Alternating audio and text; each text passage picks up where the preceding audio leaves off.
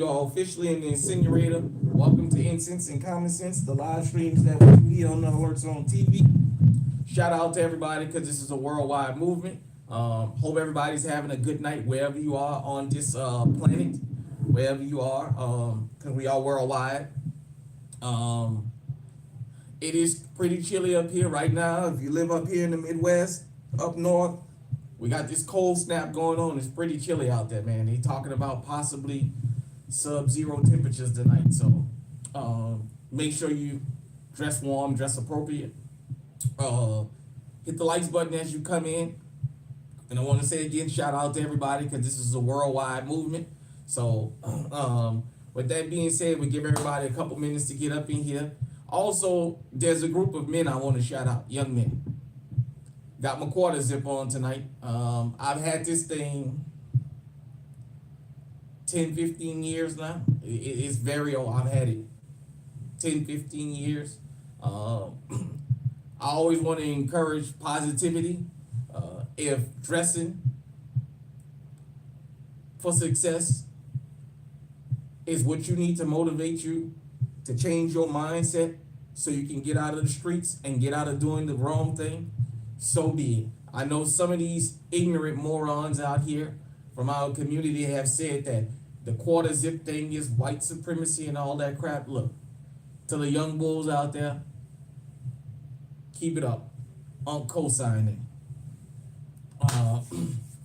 Yeah, give everybody a couple minutes to get up in here. Definitely, before we get started, I'm gonna shout out some of the gun tubers. Hickok 45, the Honest Outlaw, his nephew Bubba. Shout out to you, Bubba, if you do ever get to catch me. I think you subbed to the channel. I'm not 100% sure. Shout out to a regular gun guy, man. I really love what that brother has done. He has really helped put us on the forefront in this gun tube thing, especially coming from the black community. He has been the one, him and Black Rambo, to take the steps into like going into these gun manufacturers and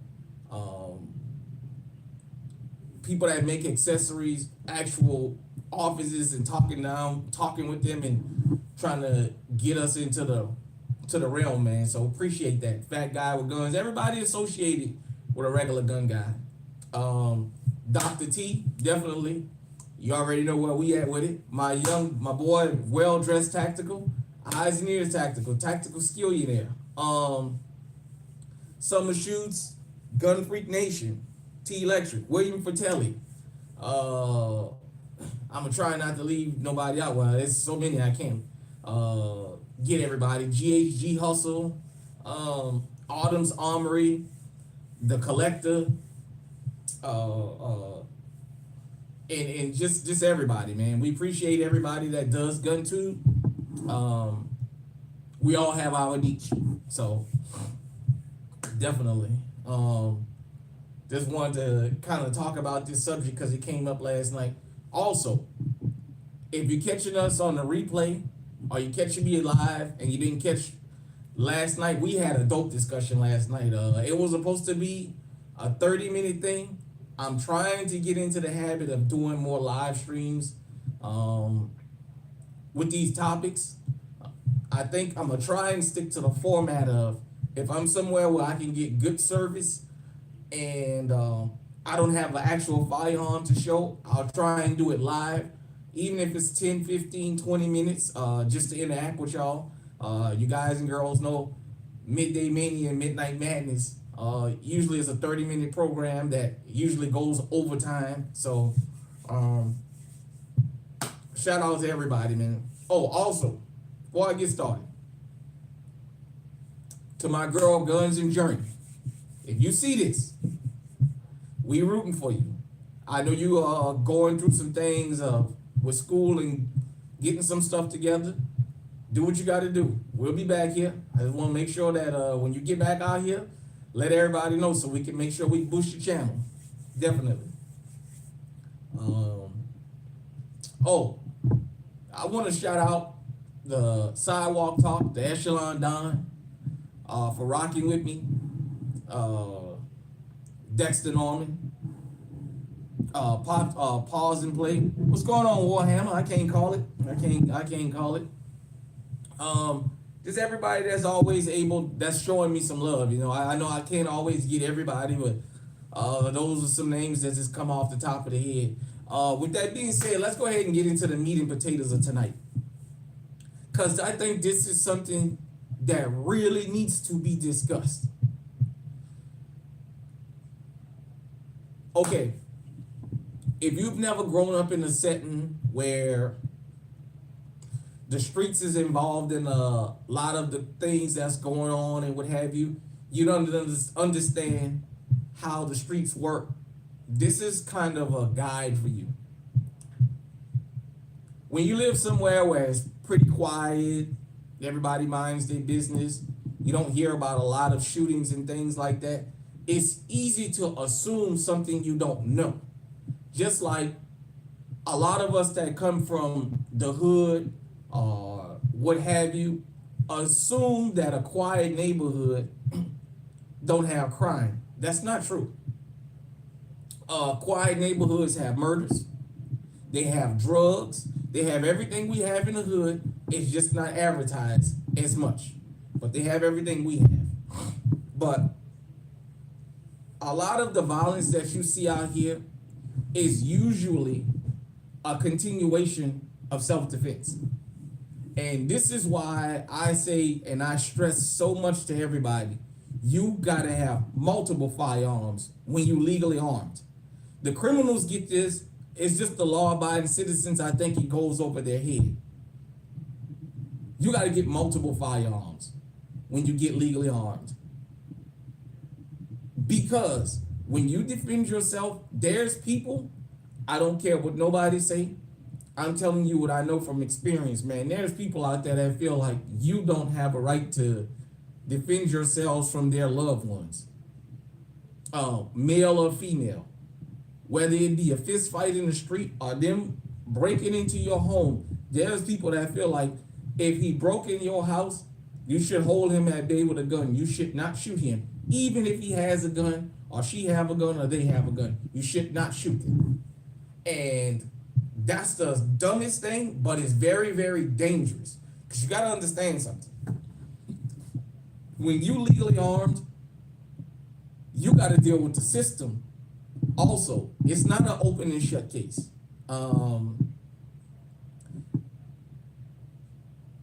I give you guys and girls an example of just how much of having to deal with the system you got to deal with. I had a firearm that was stolen from me some years ago. I wound up getting it back, but it took me about a year before I can get it in my possession because of all the legal ramifications that it had to go through before they could give it back to me. Same thing with defending your life. Once you defend your life, let's just say somebody breaking your home. You get out there, you put them down. You take care of business. It's not over with once you take care of business. Now you have to go through, law enforcement gonna wanna talk to you. That can be tricky because you don't understand until things just happen. And if you've never been through this before, you don't understand how your mind works. A lot of us say what we would and wouldn't do, but in certain situations, you just took somebody's life. You might not get armed to take somebody's life, but you get armed because you don't want anybody taking yours. And if they're gonna take it, they gonna have to fight for it. You gotta go through the process of, first off, did you shoot this fucker in the back? Second off, do you know the laws where you live at? Because unfortunately, I don't want to single California out because I'm not 100% sure, but it's my understanding there are still states that say you have a duty to retreat even in your home. As silly as that sounds, there's people that comes from a certain sentiment that you have a duty to retreat.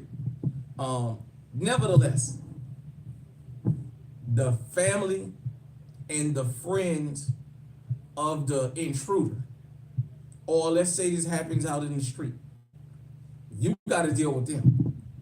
Some of them gonna do this. But a lot of do this. There's a lot of people throughout the years that have been executed out in the street or at home, and it was a retaliation killing. They defended themselves, and it cost them their lives, man. Um, you guys and girls are free and welcome to go to YouTube, the dark web, anywhere you, wherever you get your videos from, whatever you go and get your news sources from, your clips. That's not the mainstream media. Go and look that up, man. You'll see how many people that'll say, I don't care if he or she does have a concealed carry permit. You still shouldn't have shot him. There's people that believe that even in your home, you should not have shot this person. And I'm going to tell you, the one thing about when you legally armed and you defend yourself, everybody know what you look like. You don't know all these people that's gunning for you. I've seen it happen, even in the street. Let me talk about the street for a minute. Guys that are illegally armed, but they haven't done anything to anybody. Somebody come to try and rob them because in the dope game, somebody always gonna try and rob you in a dope game. There's always somebody that's looking to take a shortcut. That's just the way it is. It's not supposed to be like that. That's not the rule, but that's in practice. There's a lot of guys who defended themselves because so-and-so tried to rob them. And, okay, yeah, appreciate that sidewalk talk. Yeah, man. There's people in the street. That's how a lot of these street beefs start. One guy robs another guy, and in the process of him trying to rob the guy pulls his piece out and he stretches him out. And then they say, okay, now you killed him, now we gotta kill you. And then it starts going back and forth, and it'll be decades. Some of these street wars out here, they are decades old. And if you can go back to the original reason something happened, it'll always be because somebody tried to victimize somebody else. And the person that defended their lives is always going to be seen as being in the wrong. Throughout the years, if we're going to get historical about it,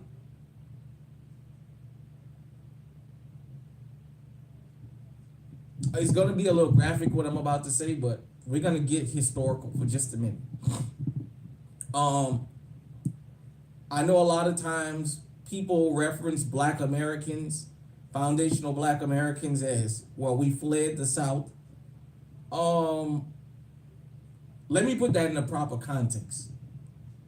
A lot of men from the South, after the Civil War, after the betrayal of 1877, when the Great Migration happened, a lot of those guys and girls had to migrate with their families because somebody raped grandma or great-grandma, and grandpa or great-grandpa, when he got that fucking shotgun, or he went and found the person or persons responsible, and he put that fucking pistol on. And because even though they can prove that it was a rape, he knew that it wasn't going to be over with, that the mob was coming. So he had to grab his family and go. In essence, he lost his land, he lost whatever belongs to the family, but he understood the aftermath. You know, in America, there's a saying that when it comes to us, there is no such thing as self-defense from people from that community in the South. And it has been practiced in the court. There's been guys and girls that have defended themselves and still went to prison because of the whole racial thing. So that's what I tell you. When it comes to defending yourself, there's a story. If you go back to this channel, I've dropped the receipts, and I don't do this because I'm trying to cause division. I do this for educational purposes because I want people to understand something. Getting legally armed, there's more to it than buying a firearm and going out there. That's number one. Number two, when you're legally armed, there's one mentality you're going to have to take on. I'd rather be judged by 12 than carried by 6. All right, we got Carl. What's going on? Appreciate you. Man, just here trying to drop a little knowledge, man. Just talking about this particular topic on the live stream. I think that needs to be talked about. But I want you guys and girls to understand that when you become legally armed, you got to adopt the mindset of I'd rather be judged by 12 than carried by 6. And sometimes the judgment of 12 is not going to go your way. There's people sitting in prison right now as I'm talking to you. C4 Bennett, he ran from his attackers. He did what he had to do, and they took him to jail for murder, even though he's on video running. Remember, Jonathan Majors ran from his attacker, and he still got convicted. There's a young fellow down in Georgia. They gave him the max. They literally tried to run him off the road. He fired his gun in self-defense, and they sent him right to prison. At 1, 2 o'clock in the morning, trying to run him off a dirt road. So you guys and girls got to understand something. When we talk here on the Alert Zone TV about knowing the law,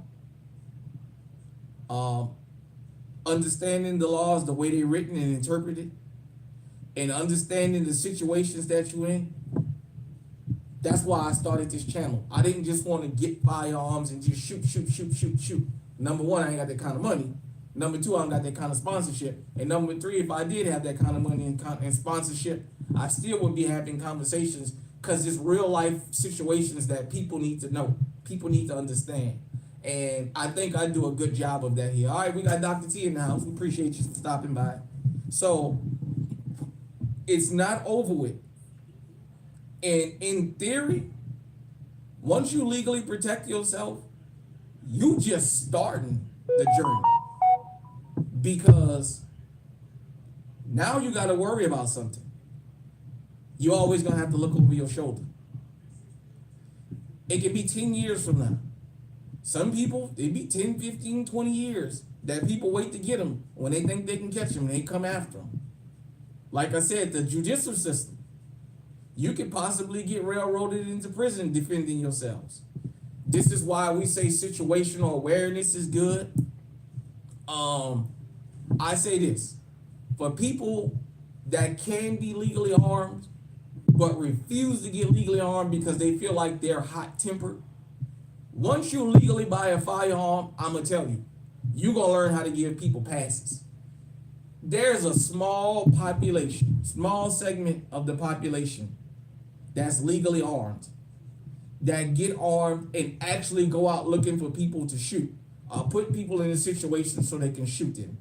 Now, there was just one here recently, I forget his name, he got that kind of funny mustache, where he was going out talking about his First Amendment rights and calling people a bunch of niggas and chimping out and all that other craziness, and antagonizing them in hopes of them jumping on him so he can shoot them. But I can tell you, and the numbers bear this out, and this cuts across racial lines, about 98, 99% of legal gun owners don't get armed and go out and put people in a situation where they can shoot them. That's a very small percentage. Even the most backwoods, hold down this tobacco spitting hillbillies out there, country boys, don't do that. They go get legally armed, and then they don't usually go around looking for people to antagonize so they can find a reason to shoot them. It's just a couple here and there, you know. But with that being said, once you legally protect yourself, as long as you living, you're going to always have to keep an eye over your shoulder. Because you just don't know, man. And I know people. From growing up in New Orleans, I knew people who was in the life, man. And they would say it. I don't care if it's today, if it's tomorrow, if it's 5, if it's 10 years. I'm going to get you. I'm not going to forget it. I'm going to come after you. And when you ask those people why, because he killed so-and-so. So-and-so was breaking in his car. So-and-so was carjacking him. So-and-so was breaking in his home. Yeah, but he didn't have to shoot him. He could have shot him in the leg and waited till the police came. Or he could have pulled his gun out. Or he could have just gave him the car and just called and reported it stolen. That's what you got insurance for. There's people that believe in that logic, man, and they believe in it wholehearted to the point they will take your life. Um, Here's another thing, another aspect of the aftermath. What kind of attorneys and judges do you have where you live? Do you have good defense attorneys? Shout out to Dr. T and Eyes and Ears because they talked about this on the previous video here about knowing the law. I'm not an attorney. I'm not a law student. I can't read all these different statutes and recite this word for word. But I think I do a good job of sending everybody in the direction to go get the proper information. Because I know this. I don't believe this. When they say knowledge is power, and as they used to say on G.I. Joe, knowing is half the battle. But defending yourself legally, knowing the law is half the battle. Because defending yourself and not knowing the law is no good. Because then you're subject to go along with whatever they tell you. So if you know what you can and can't have, what scenarios is this and that, then you know how to move accordingly. If you don't know that stuff, you already got a 50-50, you already got 1 foot in prison and 1 foot out. If you don't know. So that's why I encourage you. Learn the laws in your state. Learn the laws wherever you're gonna travel so you don't get caught off guard. But when it comes to self-defense, if you don't know the laws of the streets, I suggest you learn them. You don't have to participate in the street to know the law. That's why I talk about here in the alerts on TV. You guys and girls have heard me say for years now, I don't have ill will towards the streets. My only issue with the streets is when people don't follow the rules. I know the underworld keeps a lot of us safe. Because with the snap of a finger, the underworld can say, let's go ahead on and have a knockdown, drag out brawl, man. Let's go have a knockdown, drag out gunfight. And a lot of innocent people can die. So I understand around the world, because this is a worldwide movement. For as bad as things as you may hear in some places, the underworld still keeps a lot of us safe. If you've never left the shores, you've never left the American border, you guys and girls don't understand. Outside of America, just how much power the streets have. The streets have more power than a lot of law enforcement when you leave America. And you have to respect that. So you have to carry yourself a certain way, but you have to also have respect that you may not like certain things, but you got to understand those certain things keeping you alive, man, because hell, when these street organizations around the world, man, put these travel bans out and start saying, hey, any foreigners come here, take them out, man, it can be bad, man. So, you know, like I said, and just the main thing, man, having to deal with the family of the victims. Well, I don't want to say of the victims. The family of the perpetrators you put down. Also, your family members, especially if they're in the home when you have to defend yourself, or if they're out in public with you, the trauma that they're gonna go through. Seeing somebody get shot, seeing somebody get killed is something you'll never get over. That image will never leave your head. If you've never seen it before, that image you don't understand. I've seen it in real life so many times, it's unreal. And the times I've seen it is nothing compared to some of the people I know. You never forget it. I never forget the first time I seen somebody get killed. I never forget Mr. I don't want to say his name, losing his life, man, being shot in his chest and in his groin and bleeding out. I'll never forget that image. I'll never forget. He had on long sleeves and jeans and had a jacket, and I never forget watching him cut his clothes off. I never forget what his wife had on.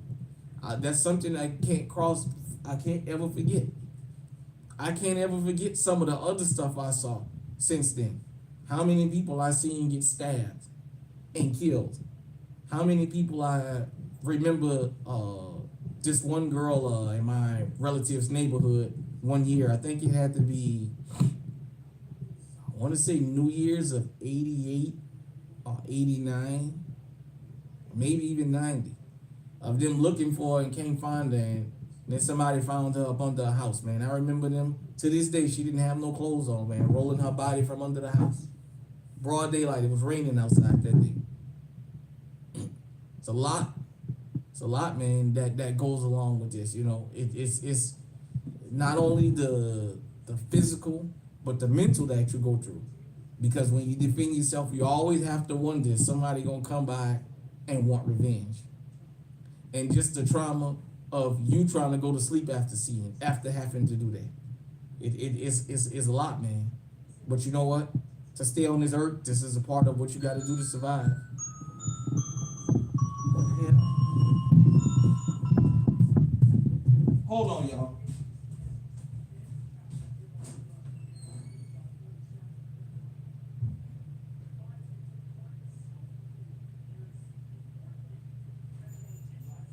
Back door.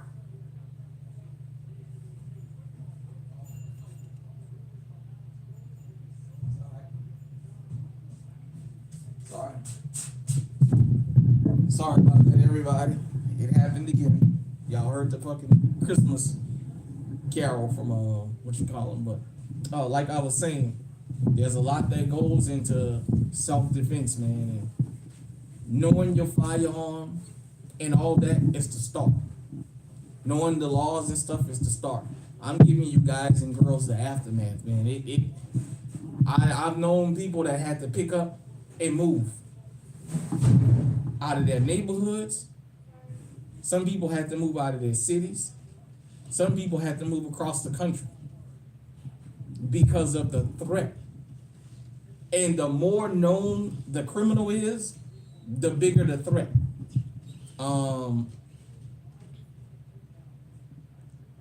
In street culture, there's a lot of times that people expect for you to get back for their loved one. Or how that song go, that big get back is a motherfucker. There's a lot of people that's expected to avenge the death of somebody. And some of these people are expected to be avenged whether they were right or wrong. You know, you hear people say it all the time. Some people say it because they're trying to put a tough persona on. But some people really believe I'm riding with my boy or my girl or my family member, whether they right or wrong, even if it costs me my life. And the people who really believe that are the ones you got to worry about, man. Me personally, I say this to my children, to my family, to my friends. If you get caught in somebody else's car, somebody else's house, you ain't got no business there, you done broke up in there, and they put you down, I'm not gonna risk my life and come out there behind you. Risk my life or my freedom. You ain't got no business in nobody else's house. You ain't got no business in nobody else's car. I'm not gonna throw my life away behind that. Now, if you was minding your business and somebody come and do you something, well, it's gonna roll how it's gonna roll, and then if it costs me my freedom or my life, well, so be it. But for you breaking in somebody's house, I won't ever get on TV. I didn't raise my children to be like that, but I won't ever get on TV knowing my sons or my daughters broke into somebody's house and be screaming, well, why did you kill them? You could have just pulled a gun out on them and held them till the police came. Nah, they gave their lives away when they entered your home. When they broke your window or kicked down your door, whatever they did, and went into your home, they forfeited their rights to live or their freedom, and I'm not going to be out there fighting for them. I'm sorry. I'm sorry. Because you know what I think about? Well, what if somebody feel the same about me? If somebody breaks in my home and I have to do what I have to do, and then I have to contend with their family, and their family out there saying, I don't care if he did break up in there with a gun, he shouldn't have shot him. He should have just held him down until the police got there. No. I tell my family and friends the same thing. I'm not going to throw my life away on foolishness, man. All right, we got old brother Well-Dressed Tactical in the house, man. Just having this conversation about the aftermath of defending yourself, man. It just it's a very it's like I said, it's way more complicated. I appreciate that. Yeah, man, it's not worth it. I'm sorry. And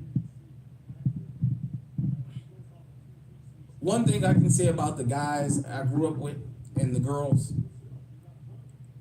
we held each other accountable about certain things and we pulled each other's coat about certain things. You know what I mean? I was having this discussion the other day about in the streets. Let me say this about the street. Diplomacy should be the number one go-to thing in the street. Because a lot of these street beefs be over the simplest things. And as I said, and I talked to people from a lot of the experiences I had throughout my life, a lot of times a simple conversation can end the street beef because it's just a misunderstanding. That's how I feel, or that's what I know about this subject. These street beefs, man. 9 times out of 10, these guys and girls know each other. Some of them pick up the phone and call each other. Some of them live 2 or 3 blocks from each other. We've had to go talk to guys that we kind of got into a little something with and say, hey, man, what's the issue? Let's get to the bottom of the issue. Because it don't have to be all that. Diplomacy is a motherfucker, man. Diplomacy has kept a lot of people alive. It's kept me alive. And that's why I believe in it. Everything ain't always about picking up a firearm when you into that life. Just for people who don't know. But when it comes to us that's legally armed, like I said, there's people, the criminals, watch all these channels. I want you guys and girls to understand something. They may not necessarily watch the alerts on TV, but guys and girls that's into the street, they watch GunTube. If you don't believe they watch GunTube, I'll tell you this. Cameras on the house got real popular after 2010. You go back 5 or 10 years ago, and you look at now. 5 or 10 years ago, you would see one person, maybe 2 show up to steal a car. Now they come in 3 cars deep and everybody got ARPs and Dracos and shit. That's from watching GunTube. Because they watching, hey, slowly these citizens are getting legally armed and they get legally armed with stuff to take on multiple offenders. So ain't no more us showing up and sneaking in the middle of the night, 2 of us, and stealing the car. No, we got to come deep. And we have to have guys that's out there only to shoot. We got to have a lookout. And we got to have a guy or guys that will look at your camera with the gun pointed to let you know if you come out of this house, we're going to take you out of here. But GunTube is the reason that that's going on. Because they understand the law-abiding citizens is the target for a lot of these people. But if we legally armed, we can't be targets like that. Or we making it harder for them to come and do their little stealing thing. So now, I've seen videos across the country, man. 3 stolen cars deep, man, full of dudes and chicks. Jumping out to go steal a car, your Hellcat, your Mopar. That seems to be the number one vehicle they after, these Mopars.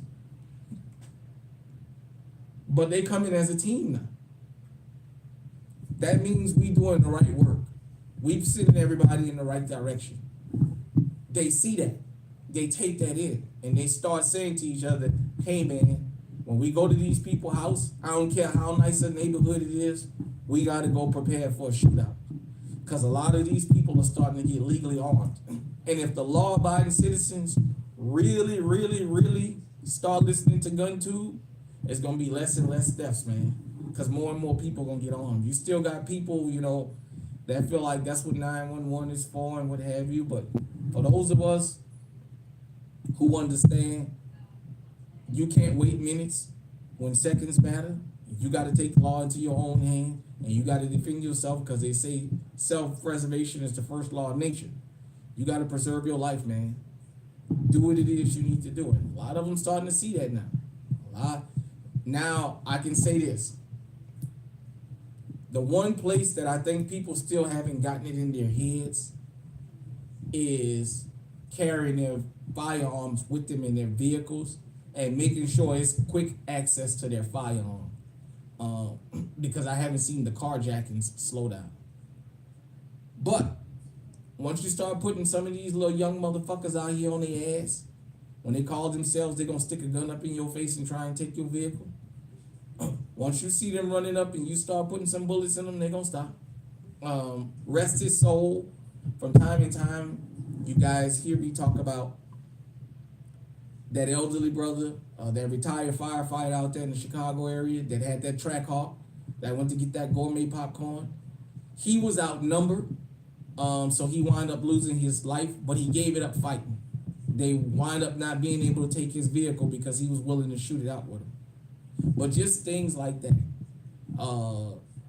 If you got to give your life up, let it be even Steven. And it's my understanding he hit one or two of them, but it was just too many of them. They had him outgunned. You know, nobody could have lived in a situation like that. He was just outgunned. But nevertheless, that's what I want you guys and girls to think about when y'all out here. What is it going to take to preserve your life? Do whatever it is you need to do to preserve yourself, but just understand that it doesn't end there. If you wind up having to go to court, you got to understand something.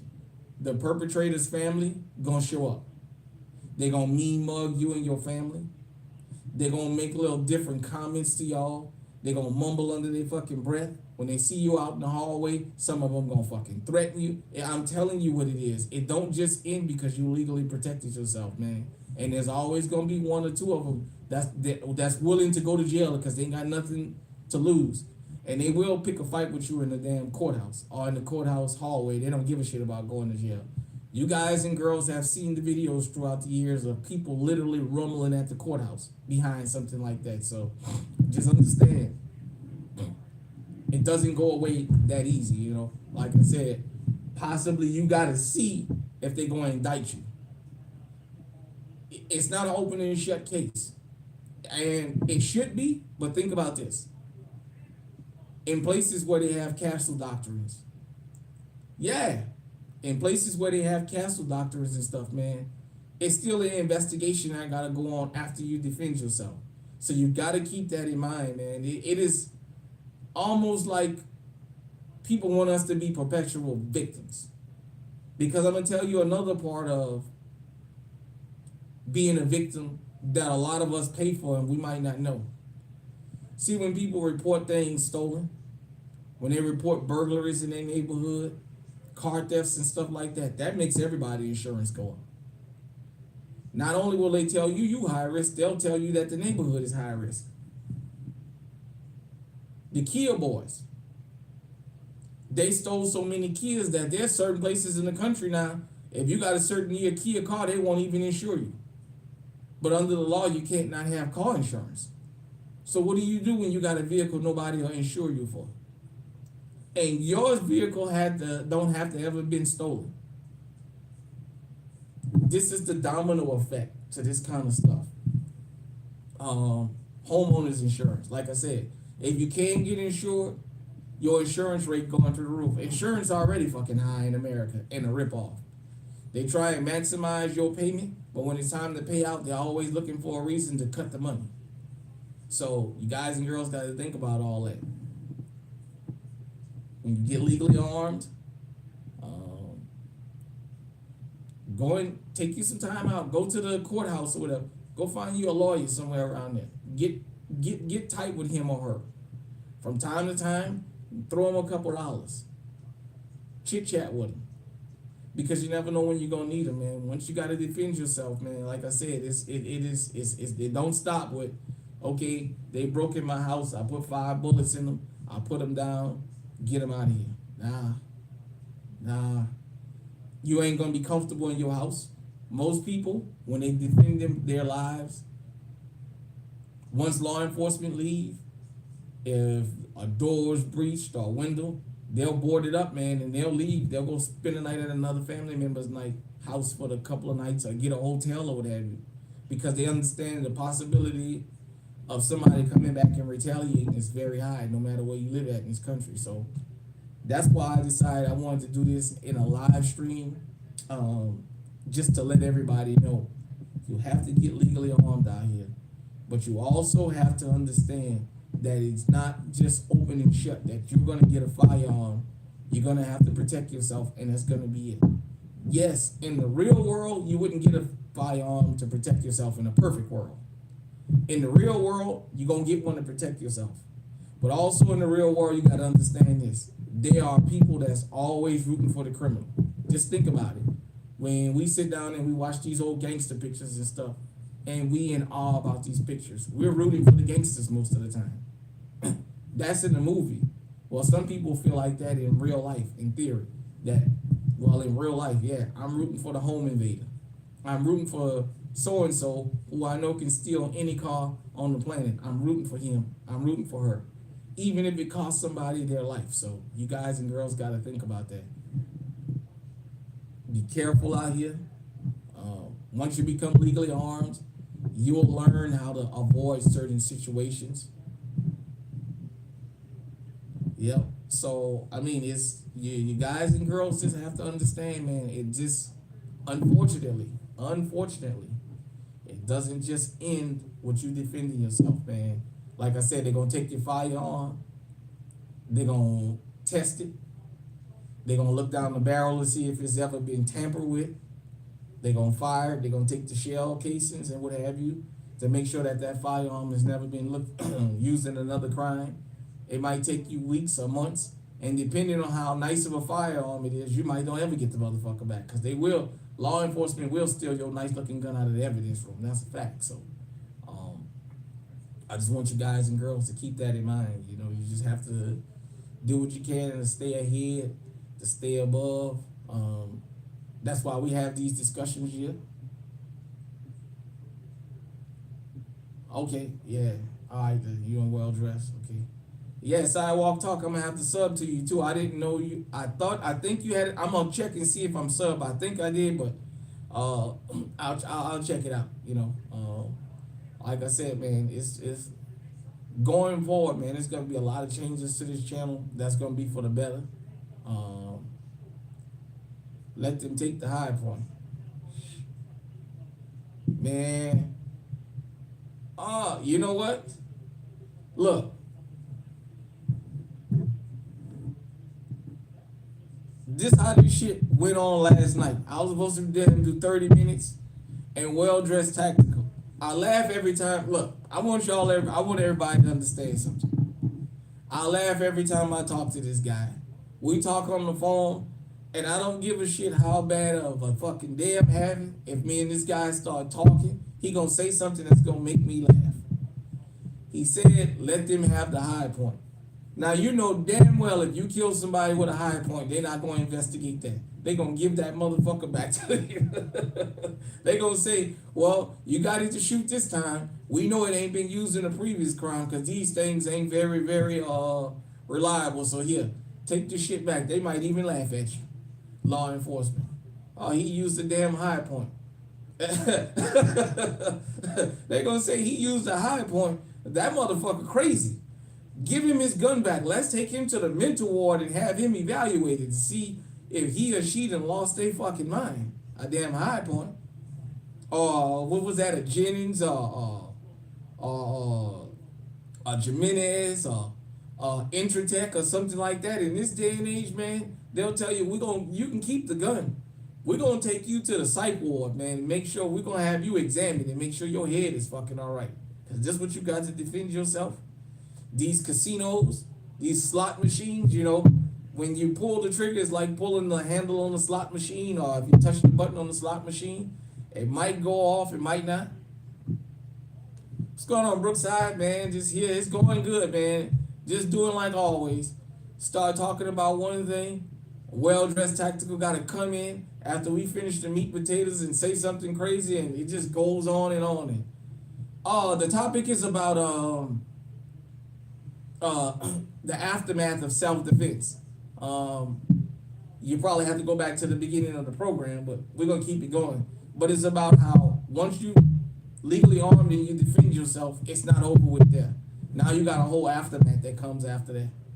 So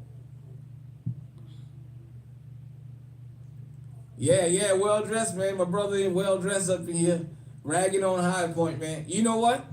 I'm gonna tell you this. I talk about High Point so much, I'm probably helping them get sales, man. People probably go and buy High Points just to see if they that fucking bad. High Point. If anybody ever buys something from you and say, if anybody ever say something, buy from you and say I sent them, cut me a piece of that little fucking profit. Y'all sell them for $150, $200, man. Throw me $50 out. But yeah, man. Like I said, another thing, like I always say about your oh, you never tried a High Point? I'm gonna tell you this. Shooting a High Point is like shooting a fucking brick. It's like shooting a reciprocating brick. The higher the caliber is. I've shot one in 45, not the one I bought, because they sent me 4 of them, and then none of the motherfuckers worked. And then the 5th time they sent me one, they sent me a 40 caliber. Their customer service sucks, because they sent me something I didn't fucking pay for. I bought a 45, damn it, I wanted another 45, but man, shooting a High Point is if you're used to shooting these newer style polymer guns, it's a very uncomfortable gun to shoot, because on a High Point, the weight is on the top of the gun. So when that joker is sliding, man, it almost feel like somebody got a hammer, like a brick up there, and it's almost like the force of a brick doing like that, man.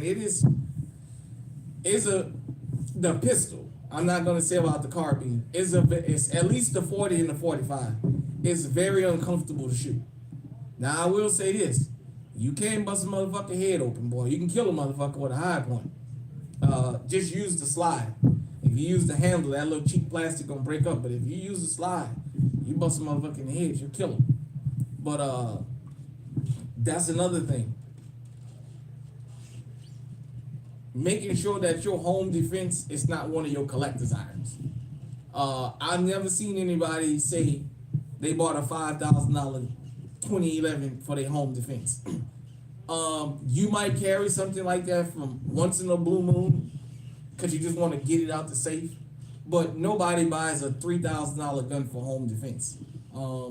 Usually it's your little $400, $500, $600 workhorse that you're gonna have to defend your home with. And usually most people EDCs are nowhere near the most expensive firearm that they own. I mean, I know some people EDC some of these high-end guns, but I'm saying for the most part, most people get them a Glock or something like that. Yeah, man, I got that EAA Churchill. I think I got that thing I got it on sale, man. I think I got it for, I want to say about 150, 160 bucks or something like that. That's all I bought it for, home defense. If I got to put somebody down and you want to take the motherfucker and check it out or whatever, go ahead and take the motherfucker. I got 2 more shotguns up in there. But yeah, nobody I know, their home defense is a Rattler, a Copperhead, one of them $3,000 fucking SIGs, and the other one is the $4,500 Staccato. That's the 2 guns that they got to protect the house. There ain't nobody gonna do that shit, cause nobody wants to have to give a Staccato up to the damn law enforcement, cause you might not ever get that motherfucker back. But yeah, man, that's the best thing, man. You know, you get you a workhorse. You know, my Echelon is workhorse. Now, ain't nothing wrong with making sure you can fine tune it, but that Echelon, man, that's a workhorse. That's why I bought it, man, and I love it. I bought my RXM also to be a workhorse, but I very seldomly take it out. Although I think it takes Glock mags. I'm gonna get a couple Glock mags and see. I'm gonna start taking it out a little bit more. I'm thinking about even making that my home defense firearm, because it's just so dependable, you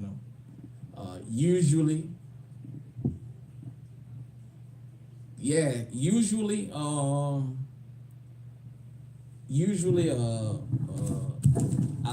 have my echelon by the bed or my PK 380, or sometime I'll get out of my SD9, and then when I'm really in quote unquote gangster mode, I'll get the AK or something out and leave it by the bed overnight. I'll get the CG Scorpion out. But yeah, back in New Orleans it was that SKS. Your backup defense is that 500. Well, I tell you what, good luck to you. Hope you never have to get to it, cause I ain't. Look, I got the Raging Bull 454. That'll be one of the last motherfuckers I grab. Okay, yeah, man, I'll tell you what. Now, we'll go ahead on and just we can have a firearm discussion. I'll say this.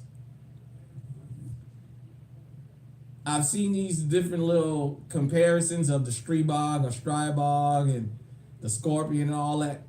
I've never shot a Strybog, but I'll tell you, that CZ Scorpion, man, that's a good shot, man. That's a nice shooter, man. Next year, I think I'm gonna put a can on mine. What's going on, Twice Jim? Appreciate you stopping by, man. That a nice shot, you know. Everybody got their preference. Um, I definitely want to get me a Strybog. Definitely want to get me one. I got to get out here and I got to get the views and stuff up on this channel, and next year start selling some of this merch. These rates out here on these damn trucks got to pick up. Yeah, the Vector in 9mm. Yeah, you know what? I kind of, if I get a Vector, I would like to get a Vector. If the 9mm, I can take in the pistol form, but the 45 and the 10mm, I want the rifle barrel on there. Cause I think that'd be pretty cool, you know, to have kind of like a modern 45 rifle, you know. And I think that'll be where is that a modern 45 rifle, like with the Chris Vector and 45 with that long barrel on there, man. Something like that. If it's reliable, man, that's good home defense right there. That'll put everything down. That'll put down anything you need. Yeah, yeah. You know, like I was saying last night, and we was having that discussion, and I appreciate everybody that was able to catch it, and even if you caught it on the replay. We're in the golden age of firearms, and I don't see it changing no time soon. I mean, even to the point now where you got people making videos about Glock. Yeah. You got even people asking the question now about Glock being king, man. I know they got some Glockies out there. I said this, and I'm gonna keep saying this. Glock got a lot of competition now. People don't understand, if you knew the firearms, we appreciate you getting legally on. Some of y'all wasn't born 20, 25 years ago. But I'm telling you, you go back into the 90s, Glock was it, man.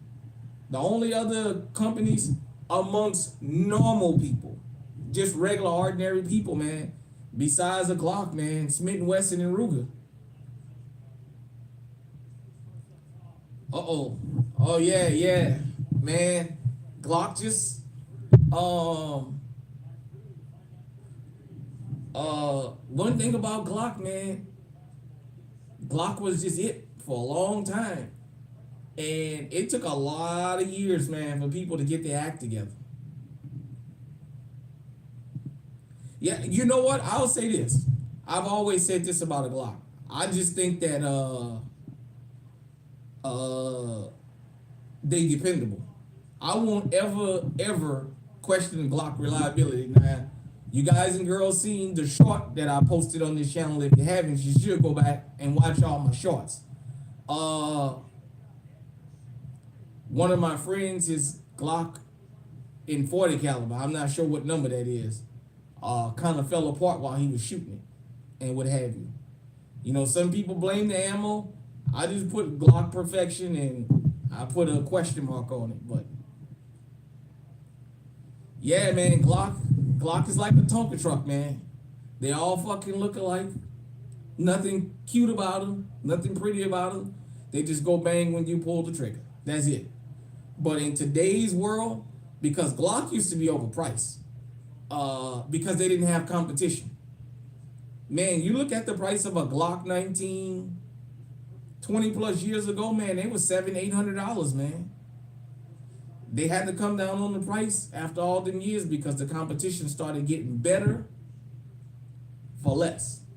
And for a while, for those of you who knew the firearms, y'all might not understand what the theory was. The theory was you had to buy a gun for a certain amount of money in order for it to be reliable. Taurus with that G2C and Canic and some of these other companies that wasn't really the thing back then. With all that, man, back in the day, it used to be like that, man. Man. Now Eyes and Ears Tactical did say something about the Glock 19, was that Gen 3, being the most cloned gun and what have you. But I just say, man, Glock set the standard. But man, you got a law enforcement trade G20 for real cheap, but not sure how the market is. I think the market, yeah, man, the market is the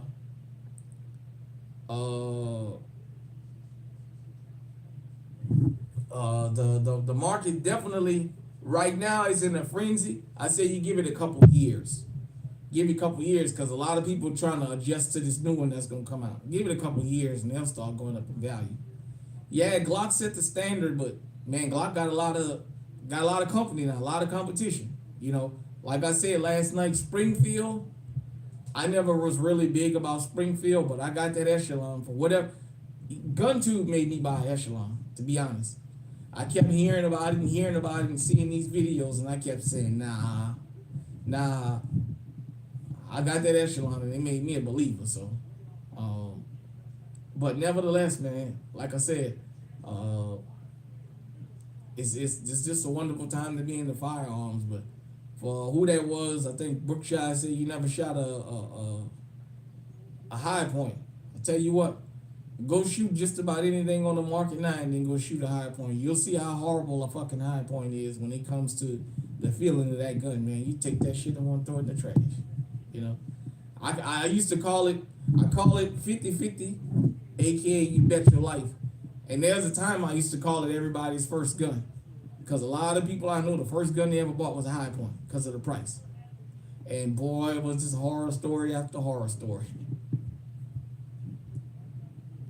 Yeah, you know what? Yeah, eventually you're gonna run into somebody that's gonna have one at a gun range, or what's that, range day USA or what have you, where you can rent some of these guns. Ask them to rent a high point. They're probably gonna fucking laugh you out of the place. They probably gonna tell you this. For the price we're gonna charge you to rent it, you might as well just go ahead on and buy the motherfucker. And rent you a high point, man. I'm sorry. That is a very uncomfortable shooting gun, man. If it goes bang, I guess it can get the job done, but it is a very uncomfortable shot, man. It is very uncomfortable. I've had worse, and my biggest ragging on high point is the reliability more than it. I keep on talking about high point, and next thing you know, I'm gonna be here on GunTube telling y'all high point taking me to court for fucking defamation. Although I'm gonna tell them when they take me to court, I got a video of how horrible y'all fucking shit is.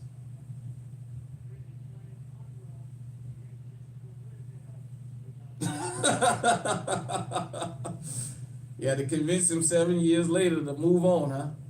Yeah, man, some people love him. A lot of people rag on him. I can just tell you my experience with him having been well. I'm dying to get my hands on the carbine, but I can't. I'm sorry, I can't.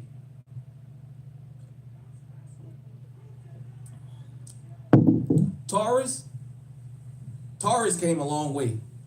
People don't understand. Before Taurus went to the PT11, the first gen, uh, Larson 380 back in the early 90s.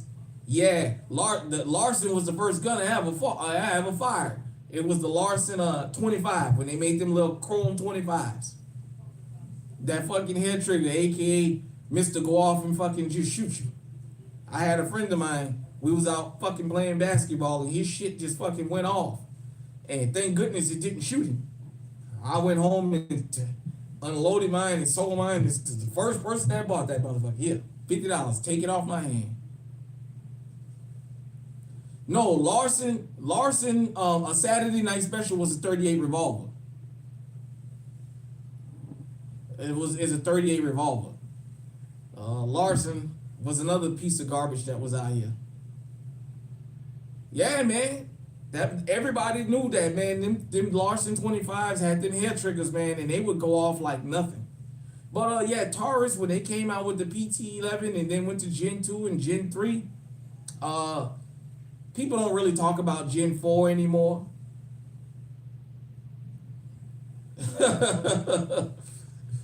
Yeah, man, people don't talk about the G4s, but the G2 helped change the game affordability too.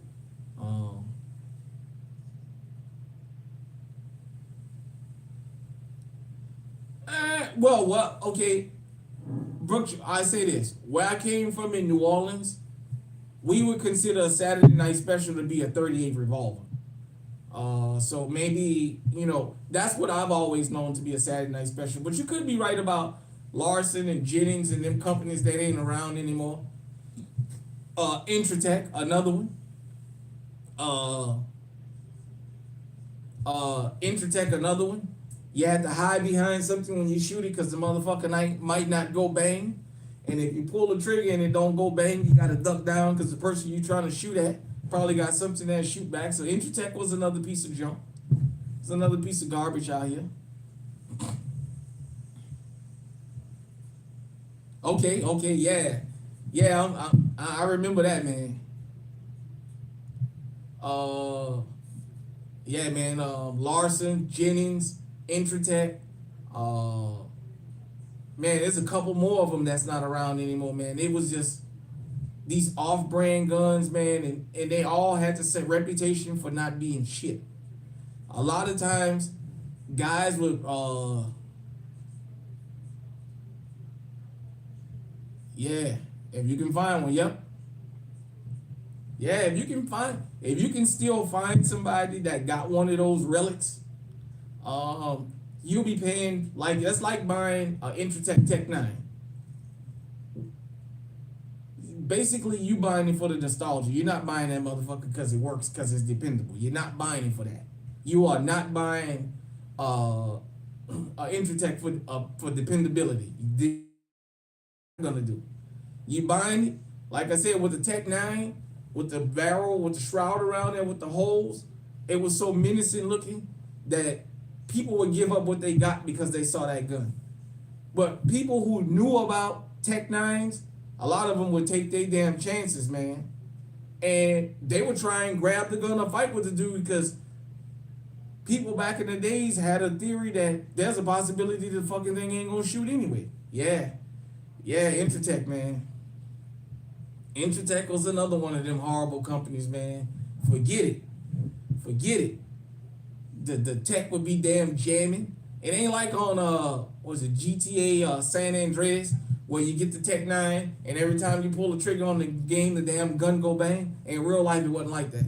In real life, the Tech 9 was a nice looking piece of machinery. But forget it. If you got you one that worked, you was in business. Cause it did send a lot of people to the graveyard now. Don't get me wrong. But it wasn't dependable like that. It wasn't dependable as if that gun would have been, if it would have worked the way it looked, oh man, that thing would have caused a lot of carnage, man. A lot of people's lives got saved because the person behind the gun was behind a damn Tech 9 and it didn't, they pulled a trigger in the jam. or they got one round out and it jammed and it, you know what I'm saying? And my AB-10, man, I had it years. The first time I shot it, yeah, the one I got holds 50 rounds. The first time I shot it, man, by the time I got to the end of the magazine, I had about 25 or 30 rounds, live rounds on the ground. Cause like every other shot or every two shots, it would damn jam on it. And it's been nothing but a jam-o-matic since I bought it. Only thing I need to go with is some peanut butter, cause all they do is fucking jam. And that's all it is. It's been a jam-o-matic. Calico, yep. Now, I've never heard nothing bad about calicos. You can find them on arms list and at the gun shows. I've never heard about calicos being a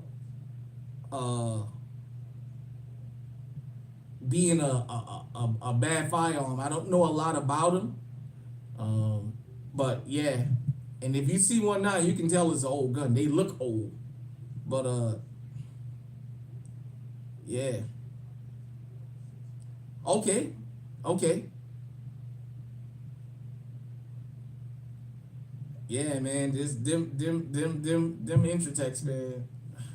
Them. Like I said, Tech 9 in this day and age ain't nothing for nothing but looks. Okay, okay. Yeah, man. Like I said, what got me into firearms is the first time I seen a murder. I said I had to have a 38 special. But in New Orleans, they used to let us shoot for New Year's. So New Year's Eve, man, you can shoot. And hell, my first firearm was illegal. Was a Larson 25. That's the first gun I ever shot. And I said, okay, I'm gonna buy one. I got rid of that Larson 25. I got me a little 22. And I got me a little 22. And I got rid of that. Well, my mama found that. My mama unloaded and threw that fucking shit waited for the trash man to come and wrap that shit in the bag and threw it. So that was that. And then I got me a couple of 38 specials, a chrome one and a black one. And then I wound up getting me an SKS and then just building a collection from there. So Bradco Arms, HK M&P5, that's entered to check. Oh yeah, yeah. I got a Norinco. But yeah, the SKS, and actually, I went to go buy a pump, and when I walked in the store, I was just looking around. I asked, "What's that?" They was like, "Oh, that's the SKS." I said, "Yeah, let me go ahead on and get that." I wound up getting the SKS because I was 18. Well, you know, one of the nicknames for New Orleans, that's what I want. I want me a Yugoslavian. I heard that's like one of the best. And man, I wind up getting the SKS because you know one of the nicknames for New Orleans is Chopper City, and that was the thing. Yeah, yeah. So that's kind of how that went. Yep. Yeah, man. So it's kind of how that went, you know. And from there, I just took off from there. So, yeah, you know, like I said, man, firearms, there's still a whole range of firearms that I'm going to get going forward. You know, I'll get them when I can get them. I got quite a list of firearms that I would like to have. And as we build the collection up, I'm going to show them on the channel, you know. Starting next year, man, especially some of these up and coming companies, I'm gonna see if I can get some sponsorships, man. I was working on a deal here in town, man. With the place that closed down where they use firearms. They was gonna let me shoot them on the channel and what have you and stuff like that, man. Then they just wind up just giving it up. So I'm working on getting me a sponsorship, man. Yeah, appreciate y'all liking and subscribing and all that. Man, I'm gonna be honest. These live streams become addictive, man. I have so much of fun doing these live streams with y'all because everybody kind of like the format that we tackle the topic, and then when I have extra time, we just go into these kind of chats like this, man. Because like I said, I learned a lot from y'all. Like some of these companies that got mentioned in the chat, man, I forgot all about them, man. Like I said, I'm 46. I seen a lot of these companies come and go, man, and I seen what firearms was. Like I said, a few of the solid ones, and I just mean this for the everyday person, especially growing up in the hood. You knew about Glock, Remington, Smith and Wesson, Ruger. Then you had all that off-brand shit that you knew about. So it was kind of like Glock and Smith and Wesson, Taurus was like in the hood. Was like the three main manufacturers that basically everybody that went and bought a gun went and bought from them. I understand some of these other companies been around, but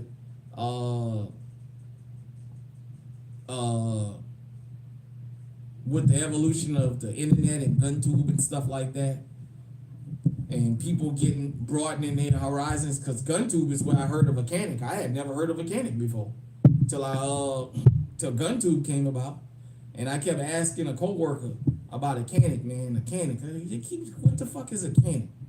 And I decided, okay, I started seeing them. I said, let me go get one. Shit, I shot that damn Canik. That Canik changed my fucking life. Tell you what, boy, you can't go wrong with a Canik. I'm sorry. I don't care which model, which one you like. I don't know. Well, the TP9 series. I know they got the MC Prime and what have you. Them Caniks, man, I love Canik. Yeah, Canik is. I'll tell you straight up. On this channel, if all goes as the way I'm setting it up for next year, Canik is gonna be one of the firearms we give away next year. Just haven't figured out exactly which one, but once I start selling merch, like I said, for those of you who didn't hear last night or didn't catch the replay, I'm gonna kind of have a thing set up because merch will help support the channel. When you buy certain tiers of merch, you'll automatically be entered in the quarterly firearm giveaway. And I want to try and set it up where every 3 months I can give a firearm away. And you'll automatically be entered when you buy something. Kind of like what they do over at the Honest Outlaw, something like that. It's kind of get help to support the channel, But yeah, man, I love Canik. I'll tell you, man, shooting a Canik. Yeah. Brookside, where you live? What state you live in? Well, you got an SKS, so you can't live in a restricted state. I very seriously doubt having an SKS, unless you got the ones where they didn't take Wisconsin. Okay, shit, you live close enough. I think Wisconsin got a lot of that. Oh no, I'm not reviewing no Smith & Wesson 500. I got one good arm. I'm not sacrificing this one. Oh, I'm sorry. That's Twin Gen. I'm sorry. Got that SKS. But Brookshire, I tell you this, I don't think Wisconsin gun laws are as strenuous. You know what? I'm going to have to look them up. Because now that you say you in Wisconsin, the northeast corner of Iowa meets up with the southwest corner of Wisconsin. I didn't even think about that. Wisconsin is another state that borders Iowa. Well, I tell you what, though. Caniks, man. I love Canik, man. Canik. I got the SA, the Decocker, TP9. I got the SFX, and I got the Elite Combat, the Executive, man. With the gold barrel, with the salient arms barrel, man. I think that SFX shoots a little bit better, but that salient arms, man, that gold barrel, man. Only federal restrictions here? Okay, good. So they basically, y'all got the same restrictions we got here. Whatever the feds don't allow you to have. But anything else you can have. Probably like automatic weapons and that NFA shit. But other than that, you can have whatever. Yeah, man, Canik, you can't go wrong with a Canik. Definitely. SAR. Like I said, I got a chance to shoot a SAR. I got a chance to shoot the Alpha Foxtrot, the Stealth Arms Platypus. I got a chance to shoot that Chirac, the was it Xfinity or Infinity, the race gun in 38 Super. Man, I got a chance to shoot a lot of dope guns out there, man.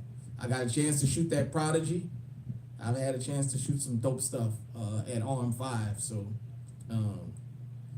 like I said, I can see why people buy 2011s.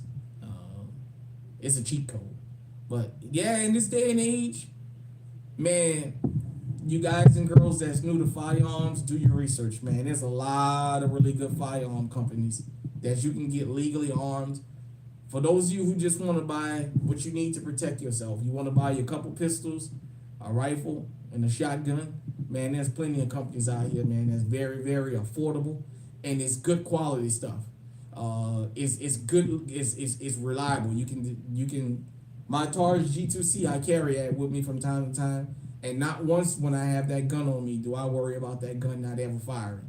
The finish on it ain't worth the fuck, but that's not why I bought it. And I can't lie, man. I got some other guns up in there that I didn't spend a lot of money on, and like I said, if you was buying guns before COVID, you probably was able, if you consistently stayed at it, you amassed a lot of firearms and didn't spend a lot of money, because before COVID, man, a lot of this shit was a lot cheaper than what it is now. I haven't seen a lot of this stuff go to pre-COVID prices. It's even ammunition. Ammunition prices have came down, but a lot of them not pre-COVID prices, man. Pre-COVID prices was good. So, but yeah, I've been on here. Let everybody go ahead on and go and finish the rest of the night. I appreciate everybody that was able to catch us live. If you don't catch us on the replay, make sure you give everything a thumbs up, subscribe, all that good stuff. And just hit me in the comment section and let me know what you think, man. And until next time, everybody stay safe, stay on high alert. We out.